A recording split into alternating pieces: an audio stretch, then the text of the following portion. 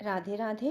मेरे प्यारे भाइयों बहनों माताओं व बंधुओं, संस्कार की बातें चैनल में आपका स्वागत है।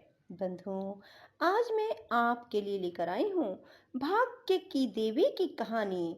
बंधुओं, भाग्य की देवी की इस कहानी को सुनने मात्र से मनुष्य का भाग्य चमकने लगता है।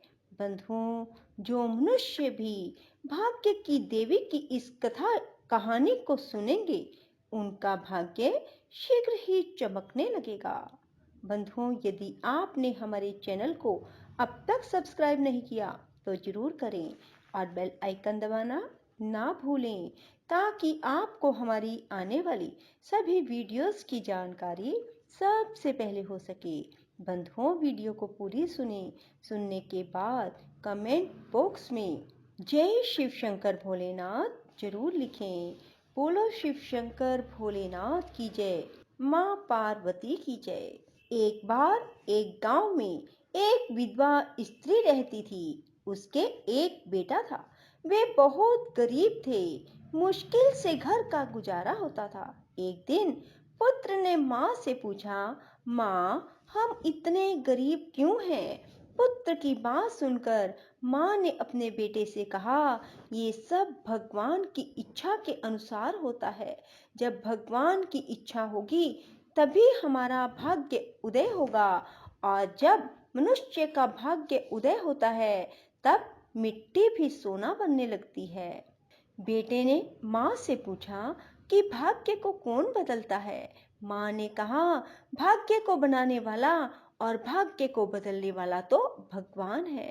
बेटे ने कहा, भगवान कहाँ रहते हैं? भगवान मुझे कहाँ मिलेंगे? मैं भगवान से पूछूंगा कि तुमने हमें गरीब क्यों बनाया। बालक माँ से पूछने लगा, माँ, भगवान कहाँ मिलेगा?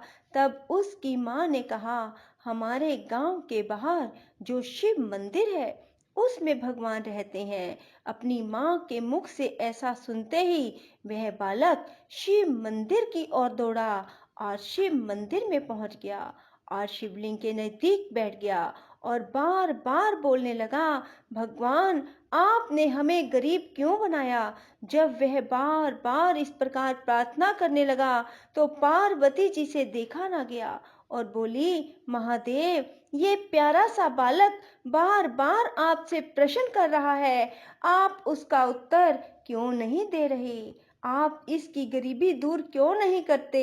महादेव ने कहा, पार्वती, अभी इसके भाग्य में धन का सुख नहीं है। पर पार्वती जी ना मानी और कहा, आप संसार को देने वाले हो, क्या आपके द्वार से यह बालक निराश लौटेगा? नहीं, आप इसे कुछ ना कुछ अवश्य दें। जब पार्वती जी जिद करने लगी तो भोलेनाथ ने एक हार बालक के आगे गिरा दिया। बालक हार को देखकर बहुत प्रसन्न हुआ और सोचने लगा, भगवान ने मुझ पर प्रसन्न होकर मुझे ये हार दिया है। वह भगवान को प्रणाम कर हार उठाकर घर की ओर चल पड़ा। उसे रास्ते में शौच की इच्छा हुई। तब उसने वह हार पास ही पड़े एक पत्थर पर रख दिया और स्वयं शौच के लिए बैठ गया। उसी समय एक चील आई और उसका हार लेकर उड़ गई। बालक बहुत उदास हो गया और घर जाकर सारी बात अपनी माँ को बताई।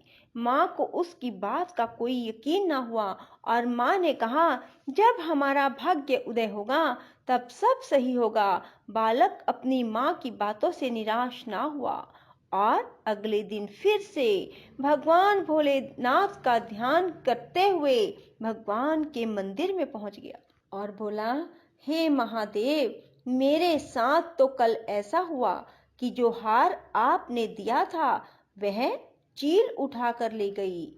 हे महादेव, मेरी माँ कहती है आप भाग्य को बदल सकते हो, तो आप हमारा भाग्य क्यों नहीं बदलते? हमारी गरीबी दूर क्यों नहीं करते? पार्वती जी फिर से महादेव से बोली, प्रभु, इसके साथ तो बहुत बुरा हुआ, आप फिर से इसकी सहायता करो। भगवान बोले, देवी, अब मैं इसके लिए कुछ नहीं कर सकता। हाँ, ब्रह्मा जी को कह सकता हूँ कि इसके लिए कुछ करें। भोलेनाथ के कहने पर ब्रह्मा जी ने उसे एक अंगूठी दी। वह बालक बहुत खुश हुआ और सोचने लगा, आज मैं इस अंगूठी को ध्यान पूर्वक घर ले जाऊंगा। उसने अपनी कमीज की जेब में उस अंगूठी को रख लिया। कुछ दूर चलने पर उसे प्यास लगी। पास ही जल का तालाब देखकर जल पीने के लिए रुक गया। जैसे ही अपनी अंजलि में जल भरने के लिए वह नीचे झुका, अंगूठी उसकी जेब से निकलकर तालाब में गिर गई। वह फिर से उदास हो गया और घर गया। माँ को फिर से सारी बात बताई। माँ ने उसे डांटा कि मैं लोगों का चूल्हा चौका कर 2 वक्त भोजन का इंतजाम करती हूँ। तू सारा दिन इधर उधर भटकता फिरता है। शाम को आकर मन घड़ंत बातें सुना देता है। मैंने तुझे कितनी बार कहा है, जब भाग्य हम पर प्रसन्न होगा तभी हमारी गरीबी दूर होगी। ऐसा कहकर उसकी माँ सो गई। वह बालक कब हार मानने वाला था। अगले दिन फिर से भगवान महादेव के मंदिर में पहुंच गया। भगवान महादेव और माँ पार्वती उसके साहस को देखकर बहुत प्रसन्न हुए। इस बार भोलेनाथ ने भगवान विष्णु से कहा कि इस बालक का उद्धार करें। तब भगवान विष्णु ने उसे कुछ हीरे दिए। हीरे पाकर वह बालक बहुत प्रसन्न हुआ और उसने सोचा, अब मैं मार्ग में कहीं नहीं रुकूंगा। तब वह बच्चा रास्ते में कहीं भी न रुका, सीधा घर पहुंचा।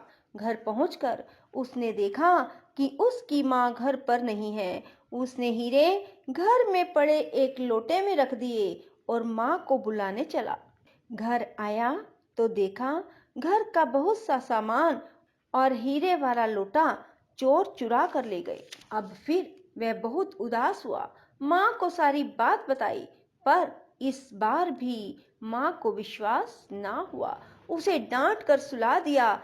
वह कब हार मानने वाला था। अगले दिन फिर भगवान भोलेनाथ के पास पहुंच गया। इस बार भगवान भोलेनाथ भी यह सोचने पर मजबूर हो गए कि इस बालक पर बार बार कितनी मुश्किलें आई, पर इसने हिम्मत ना हारी।